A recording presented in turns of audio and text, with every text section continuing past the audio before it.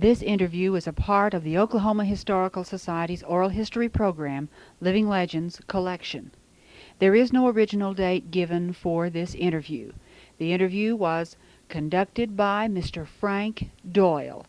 The interviewee is Mrs. W. K. West of Oklahoma City.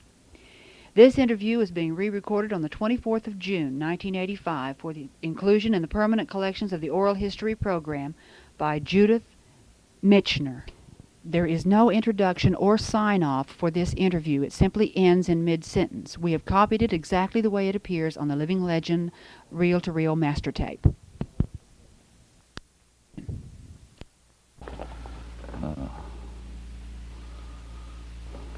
So actually, you were born in... I was born in Guthrie, Oklahoma. Mm-hmm.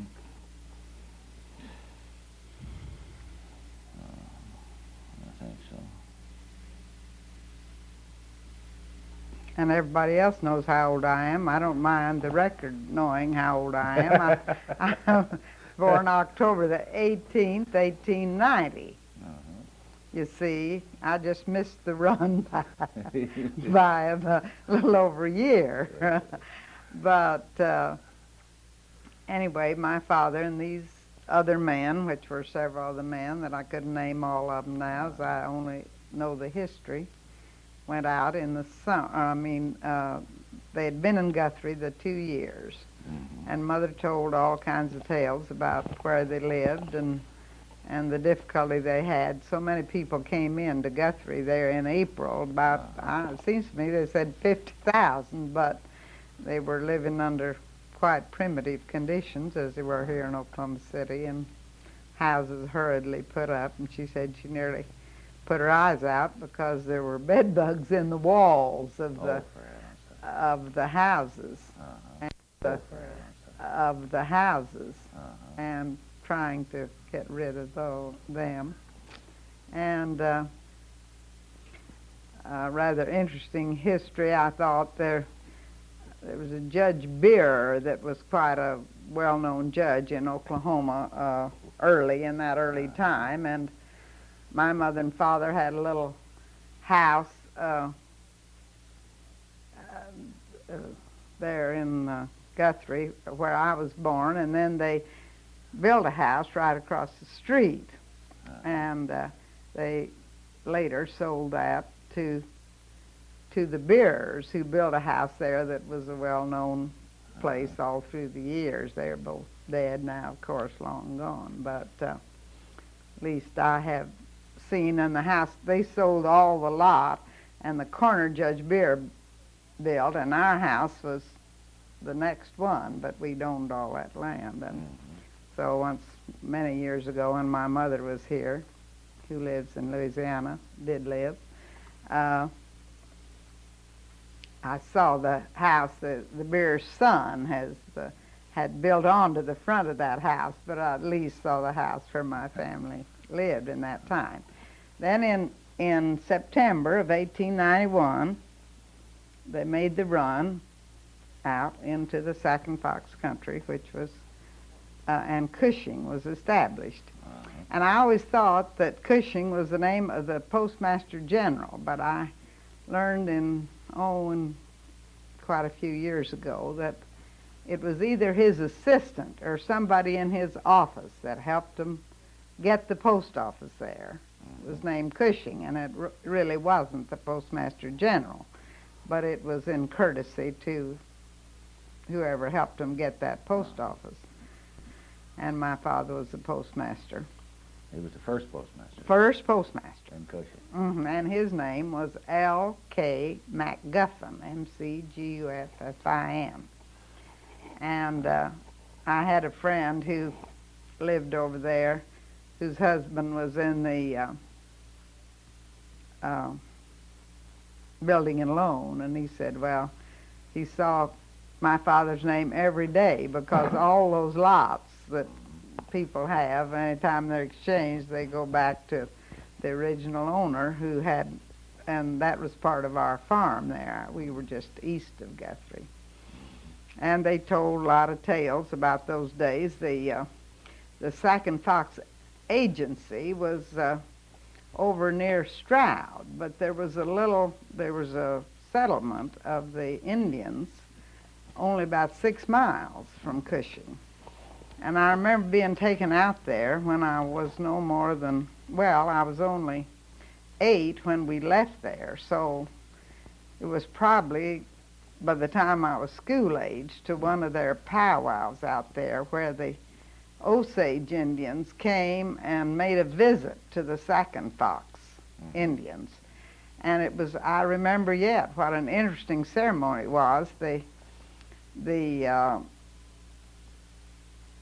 Osages, I guess it was, sat in a round circle. And then the Second Foxes gave them gifts. Maybe it was a pony or blankets or things. And they'd come up to the man to whom they were to give the gift. And if they were going to give 2 horses, they went around that big circle twice.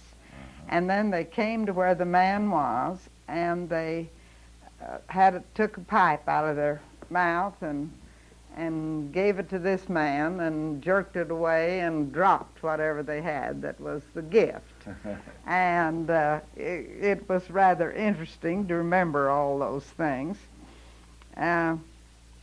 One thing, my father was a great friend of the Indians. He was always indignant that they sold things in stores and supplies more to them, gave a higher price than they did other people. And I always said I thought I got one of my first feeling of justice from the way he took the injustices that were done to the Indians.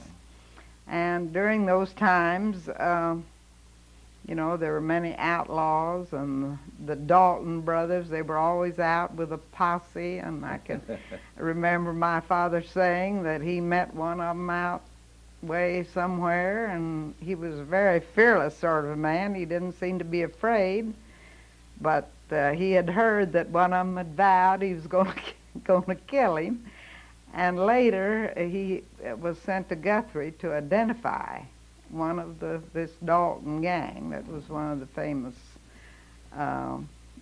outlaw group, and he was in jail there, and they took him up to Guthrie to identify this man. So it was a rather primitive kind of life. I remember hearing Mother say that many times that she'd see those men going by with all the guns on their on them, and but it was interesting, and we made good friends out there. Where did your family come from to Guthrie? Well, my mother was from Illinois and my father from Indiana. And they met out in western Kansas. If you go back, you know about what time certain parts of the country were settled. And my mother had 2 older sisters that had gone out to western Kansas. It was Meade, Kansas. And my father and this uncle were out there. I've seen a history of that man here had a history of that county, and it had both my father's name and my uncle's name, and they were in the directors of the first bank, the little bank that was built there. And they were in the real estate business, buying and selling. And my mother and her sister took 3 kinds of claims. They lived back in Illinois, and they'd come out to visit, and I believe the claims were preemption and a timber claim and a homestead. And they'd live on them a few months, you know, in a little place, and then they'd go back home. And over 50 years afterwards, one time when my husband and I were coming from Colorado, where we'd been on a vacation, I said, let's stop and see that town Meade. It wasn't too far. And so I just went to a drugstore and said, who has lived here over 50 years? And they gave me the names of several people, And this one sister had lived there till about 1900. So I'd heard my cousin tell about different people in this little town. So I went out to see this one family. And it was real interesting. They said we had an old-time reunion at our park the day on the Saturday before, and this was on Sunday, I believe. And I said, did they remember the Burford sisters? That was my mother and her sister. And told how beautiful they were. And later they wrote it up in the paper, and of course they got the generations mixed up, and it sounded as if I were the one that was there all those years ago. But that's where they met, and then they went to El Paso for the railroad, for the Rock Island, sent these men to buy land or see something about the railroad going there. So when they found out, after 2 years, they were married then back in Illinois, had a double wedding, these two sisters. And so then they went to El Paso, and then they came to Oklahoma in '89.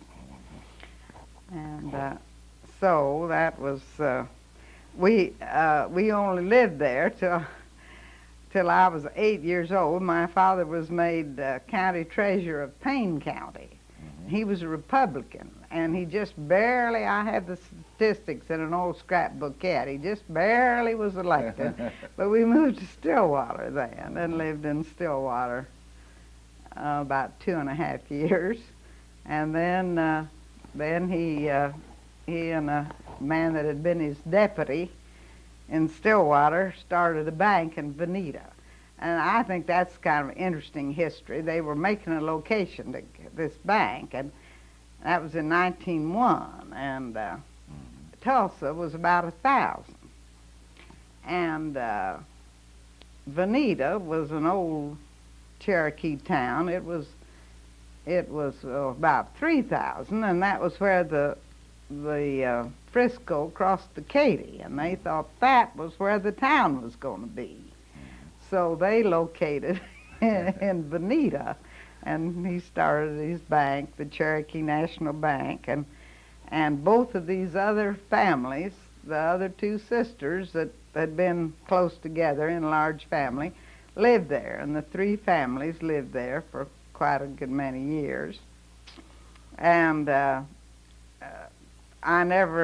most of us never regretted. We thought Veneta was the nicest little town to live in that anybody could have ever lived in, and we didn't agonize about the fact that he missed a guess about which would be the city.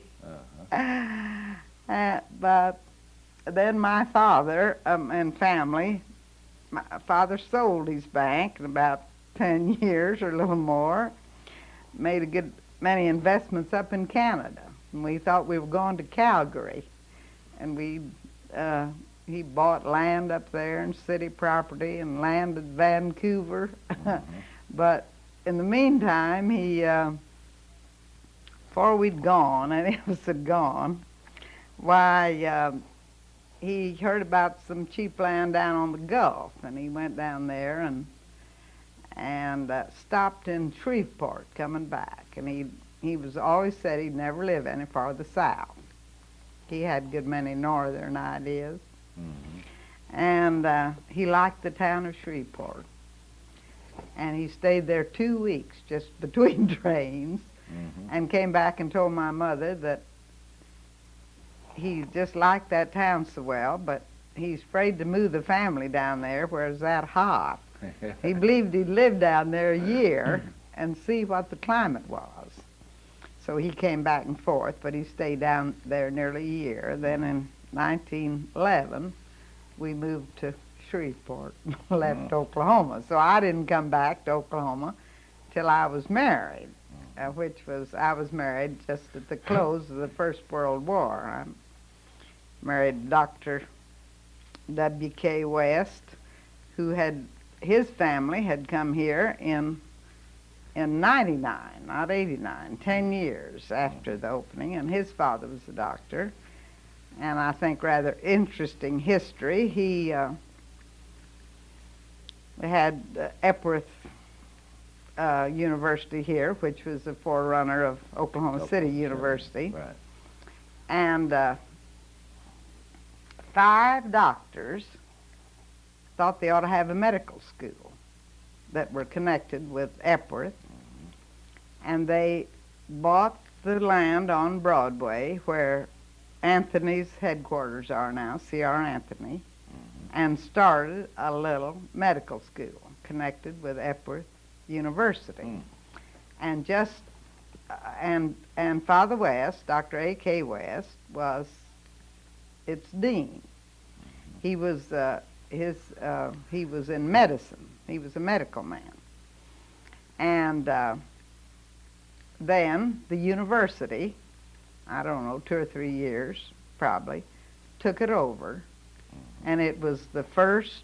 That was the beginning of our medical school here, and my father-in-law was the first dean of the medical school.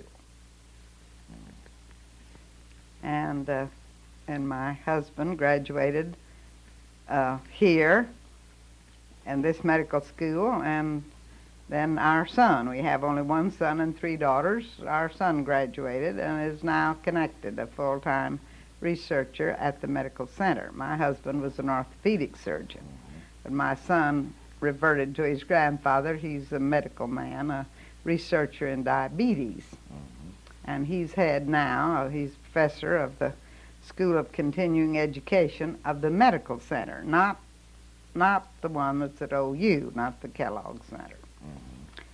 So we've had a 3-generation West. But he's in town here at the medical center.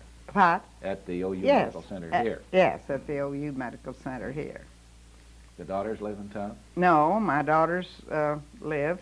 I said after living in Oklahoma, they all took to the water. One of them lives in Seattle. One of them lives in San Francisco. And one lives in Corpus Christi. And my son lives here. My husband was one of the early orthopedists here in Oklahoma City, and he died in August 1962 as we were on a trip out to Seattle to see our daughter. How long have you lived here in this beautiful? 35 years. We built this this year. We built this house in 1930. So I've really only lived in 2 houses. I've been married about nearly 46 years, and I've only lived in 2 houses. Of course, in the last of the World War, my husband was in Bowie in Fort Worth when we were married in September 1918. And we were there, and then he was sent to San Antonio. He had been out in the East Coast, ready to go overseas, when they had a man from the East here who was an orthopedist, a Dr. Hull, who had come out here. He was from one of the New England states, and I think Bowdoin College, and my husband had worked with him during his residency, and so they established, the government hired this, he wasn't in the Army, but he hired this man Hull to have an orthopedic school here for the men in service. And Dr. Hull made an application to Washington for my husband to be detached from his group that was ready to go overseas and come back here to train orthopedists. So he came right back here to his hometown and lived at home and taught men from all over this country. And when I was first married, I was just flabbergasted. I'd meet men that looked old enough to be my father or my husband's father, and they'd say, I went to school to your husband during the First World War. And they had been sent to this school to see. Orthopedics was just getting its start then and was hastened a great deal by the First World War. So he didn't get overseas. He taught orthopedics here in Oklahoma City. Well, that was fortunate for Yeah. you. Well, that's where we were married, you see. Then we were married in September, just for the armistice, and we were at Fort Worth then. I always remember the armistice was on my husband's birthday, November the 11th. And he'd always said, he said when he's a little boy, he wished his birthday was on a holiday. And after he's a grown man, they made it a holiday. That is interesting. So then as soon as he got out of the Army, which was in February 1919, well, of course, we returned to Oklahoma City. And so we bought a home that next fall, and we lived there till we were just before we were expecting our fourth child. We thought we had to have more room, so we built this house, and we've been here for 35 years.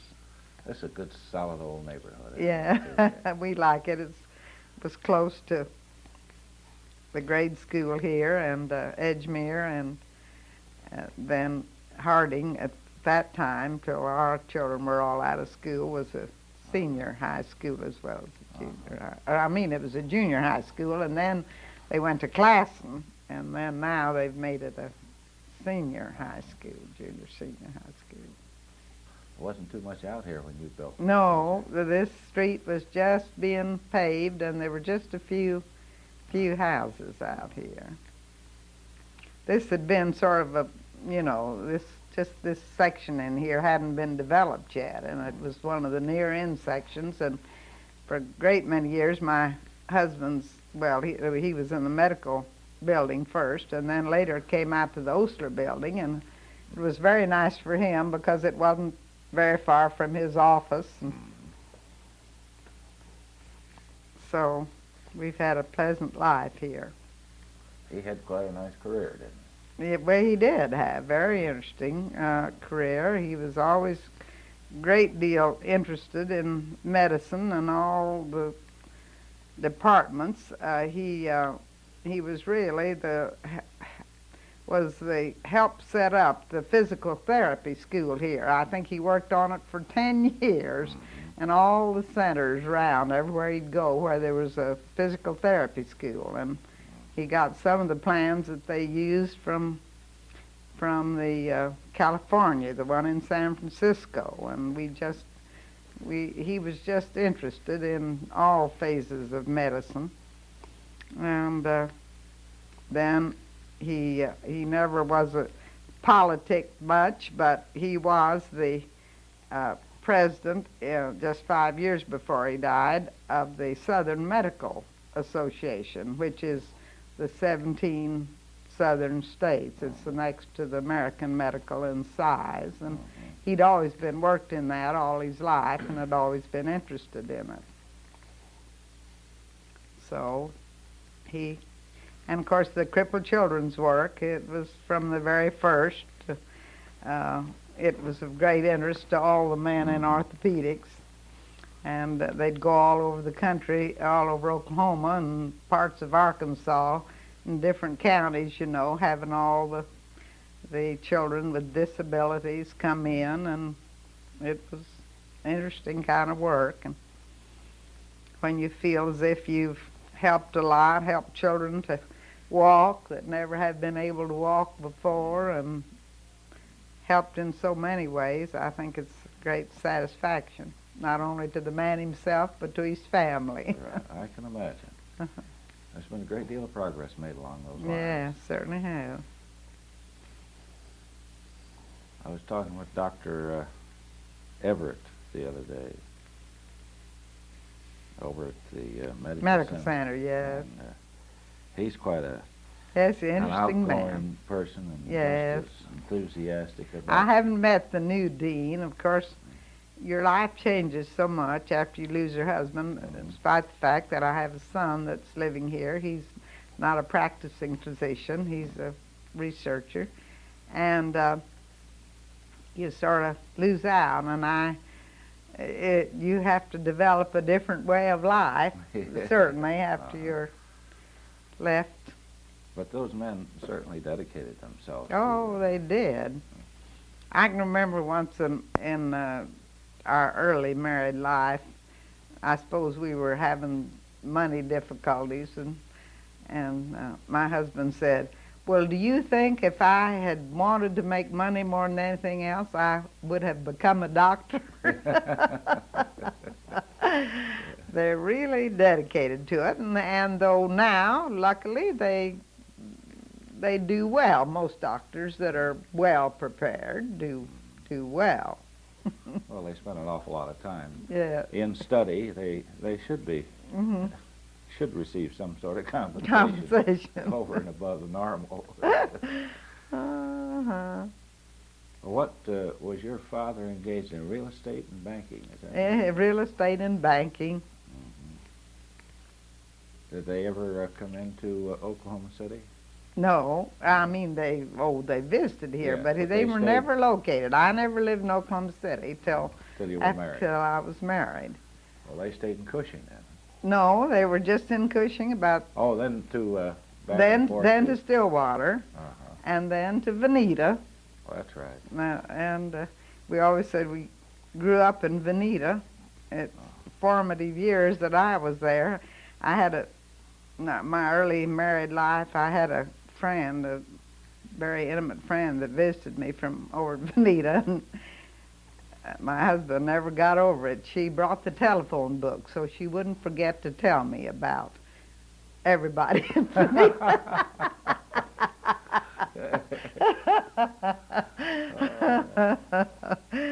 And we always traveled a lot, I think more than the average family. Our children, one of the big things they used to all argue about, who'd been in the most states. We always traveled and took our children nearly everywhere.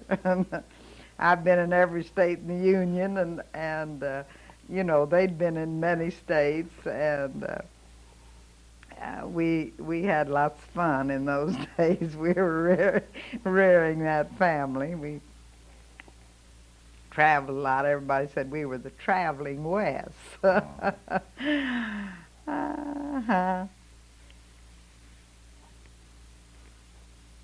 It's amazing when, the many people that I've been able to talk with for the Living Legend Library at the college that we're actually in the first generation in this city and its environs, and a great many of them are still with us. Oh, yes. I think it'd be nice for you to talk to Mr. Darrow.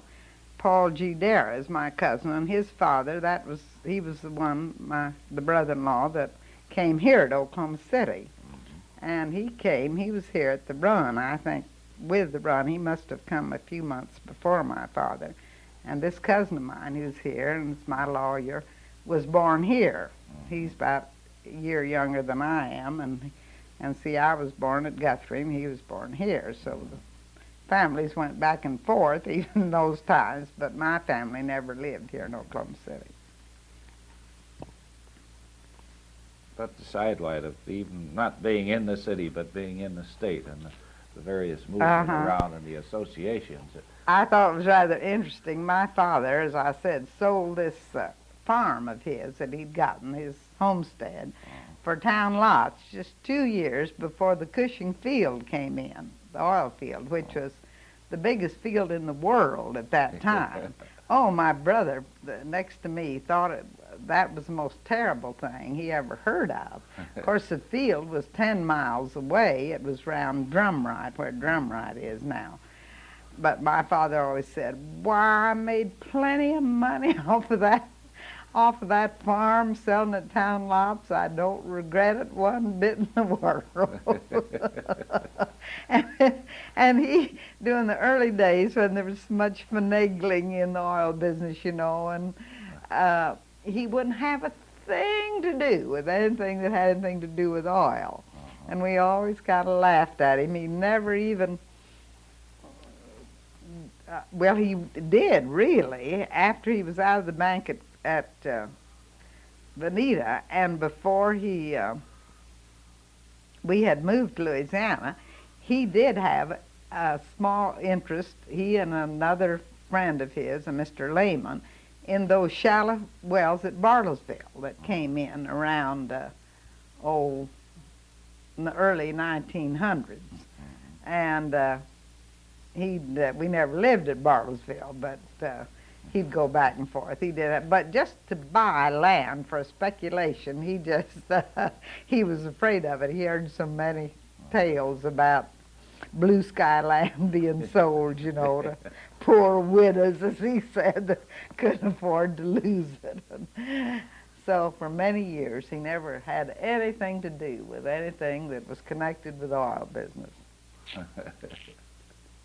And he was happy about it. Oh, yeah, he was happy about his connection. He finally did get into some companies in Louisiana that have though they didn't pay off much for a long time, have been a source of right nice income for his children. He died in 1926, but my mother lived 10 years longer. She died in 36, but my two brothers still live in Louisiana, Shreveport.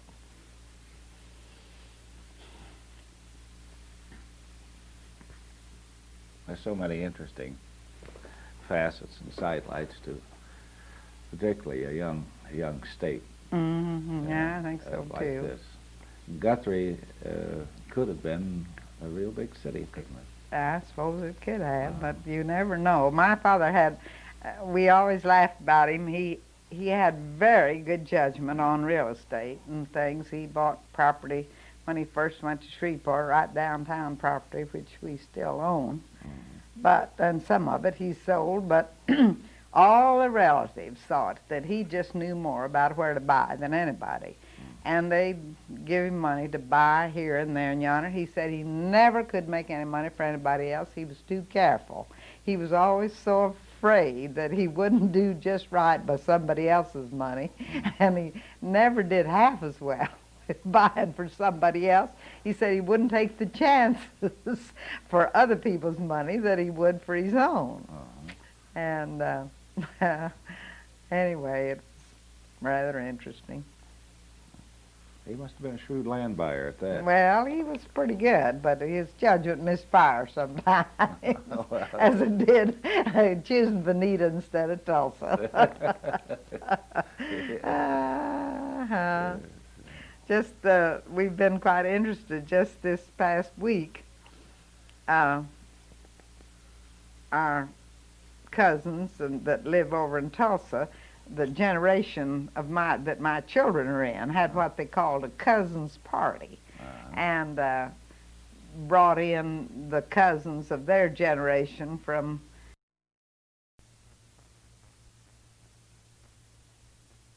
and anyway, it's rather interesting. He must have been a shrewd land buyer at that. Well, he was pretty good, but his judgment misfire sometimes, as it did choosing Bonita instead of Tulsa. Just, we've been quite interested just this past week. Our cousins that live over in Tulsa, the generation of that my children are in, had what they called a cousins party, and brought in the cousins of their generation from here and Wichita and different places, and invited them all, and had an elegant party that they called a cousins party. It was real interesting. So a good many of us are still in this vicinity.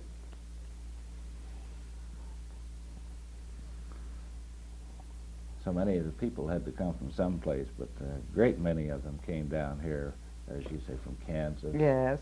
Well, I know Mother said that in Guthrie, in those first years, there were so many people from Kansas. Of course, naturally, the people from the nearer states and making the run came, but of course they came, some of them from long ways, but from all around the borders of Oklahoma, my people came. One of my neighbors, she just now sold her home and gone to retirement home out in California, wrote a book within this last year or two about her family were Scandinavian, and her father was somewhere out in Utah. He'd just come over from the old country just a short time before, and about his coming in, and they owned a good deal of property down in South Oklahoma City, and she tells all about it. It's very interesting, but to people that know a good deal about the history of Oklahoma City. I believe it was Oklahoma was young and so was I, is her book. And it's just real interesting. Her name, it's Ms. Loucks, Loucks. Mm-hmm. That should be interesting to read. There isn't too much, too comprehensive a history of the city. There are various segments in certain places that if someone could ever get them all together. Well, I do a lot of research in my family. I just do it as a sort of a hobby, and I've worked in centers all over the United States, and have thought that I'd do some in London sometime when I was there.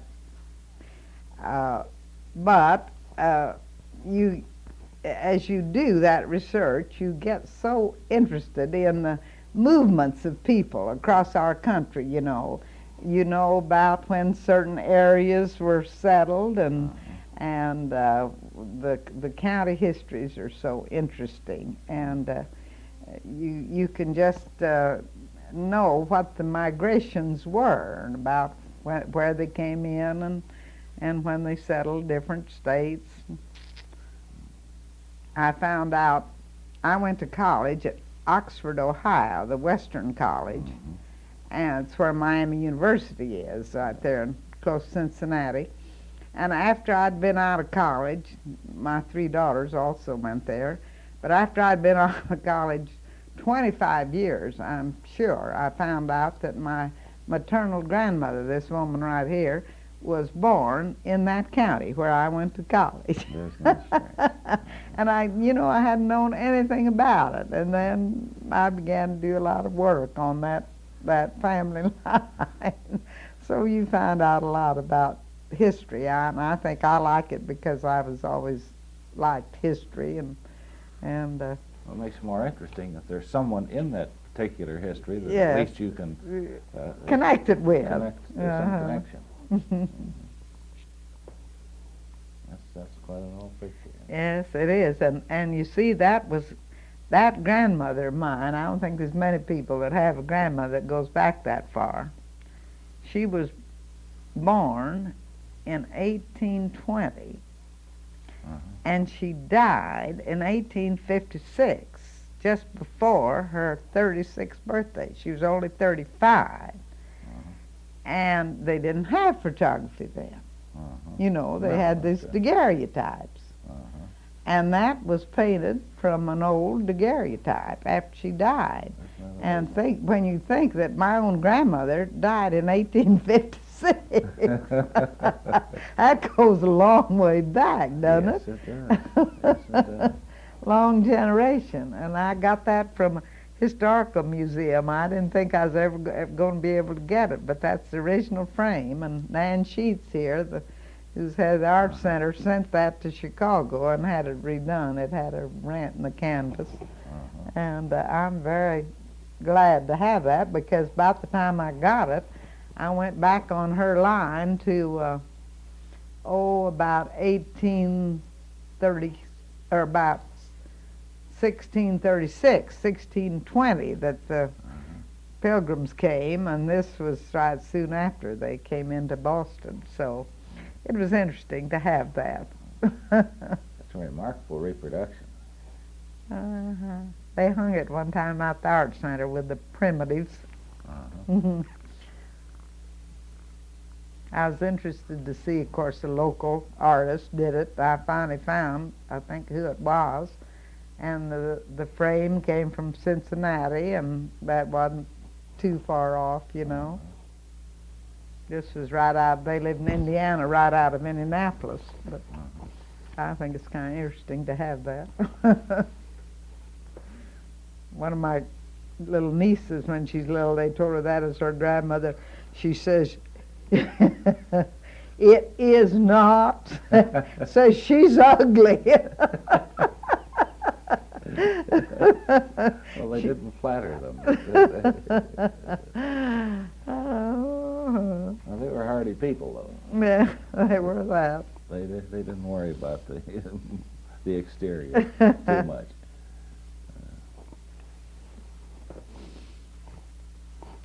Anyway. Well, Miss West, it's been very pleasant. Well, tonight. it's been very pleasant to. Now, this is my mother, just about the time she was married, and I believe that's my father over there. Is that? Uh-huh. Yes. I know when that was taken. That was taken. He went out one year to California when he was 19 years old, and just stayed out there 1 year. And that old picture was taken that I had that made off. I was taken in San Jose, California, and he was born in 1851, so that was a good ways back. Yeah. Mm-hmm. He looked like he was an adventuresome soul. Yeah, this is a good picture. That was just not long before he died in 1926.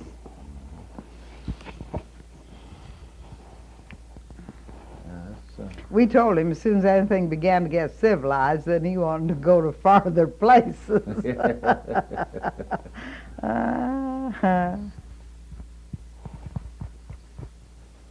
That's a good thing there were men like that. Yes, good thing. Well, it's been a romantic life. Even I consider mine rather interesting, and the one generation before it was more so.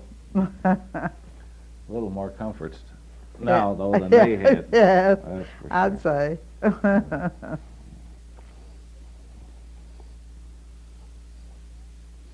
I can remember the first bathrooms we had in Oklahoma, and that was really something, you know. I can imagine. Yes. It's a big event. And I can remember well the first automobile when we lived in Bonita. The electrician of the ice company there lived just about 3 houses from us. Well, he was, anyway, he built an automobile, and our horse was just scared. We were afraid we might have to pass that thing. Of course, it just ripped and snorted, you know. It was really something. That was just about 1901, I guess. But I even remember another one. I think one of the first ones I ever rode in was back at my grandmother's, who lived not far from Springfield, Illinois.